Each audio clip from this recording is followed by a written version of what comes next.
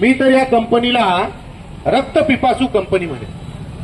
अतिशय अवाजवी बिलं, कारण नसताना रिडिंग घेत नाही. मागच्या वर्षाची किंबहुना त्याच्या मागच्या वर्षाची त्याच महिन्यातली अंदाजे बिल ते पाठवून देतात. अरे वीज वितरण कंपनीवर, अरे या मुजोर अधिकाऱ्यांवर, अरे या पाकिटमार वीज कंपनीवर, अरे या पीएम सिंगवर. वीज वितरण कंपनीच्या मनमानी कारभाराच्या विरोधात मालेगावात भाजपाच्या वतीने धरणे आंदोलन. गो बॅक वीज कंपनी गो बॅकच्या घोषणा देत आंदोलन. पिण्याच्या पाण्याचा पाणीपुरवठा वेळी जाणीवपूर्वक वीज पुरवठा बंद केला जातो. वीज पुरवठा खंडित होत असल्याने मालेगावकरांचे रोज होत आहेत पाण्याचे हाल. वारंवार वीज पुरवठा खंडित होत असल्याने नागरिक त्रस्त. वारंवार तक्रारी करून देखील कोणत्याही प्रकारची कारवाई केली जात नाही आणि अधिकारी उडवाउडवीची उत्तर दिले जात असल्याचा आंदोलनात निषेध. आंदोलनादरम्यान याविषयी आपले प्रखर मत मांडले आहे कमलेश निकम यांनी. मी तर या कंपनीला रक्तपिपासू कंपनी म्हणेन. अतिशय अवाजवी बिलं, कारण नसताना रिडिंग घेत नाही.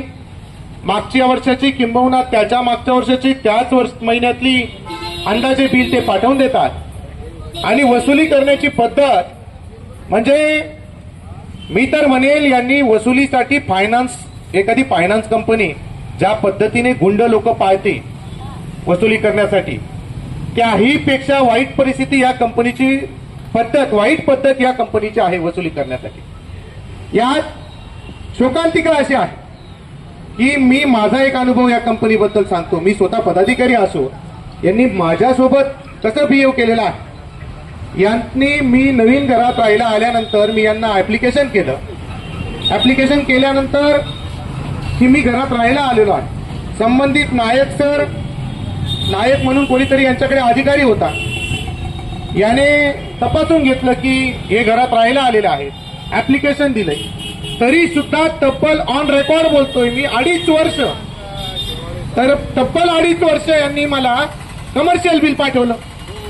मी घरात आल्यानंतर कमर्शियल बिल, मला रेसिडेन्शियल बिल पाहिजे होतं. 2दा ऍप्लिकेशन केले, 4 वेळा फोन केले, पण मी बाहेर असल्यामुळे मला तिथे जास्त पाठपुरावा करता आला नाही.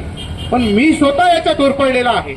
माझ्यासारख्याची परिस्थिती आहे तर सामान्य माणसाची काय परिस्थिती असेल, हे यापेक्षा वाईट आंदोलन आज होणार होतं.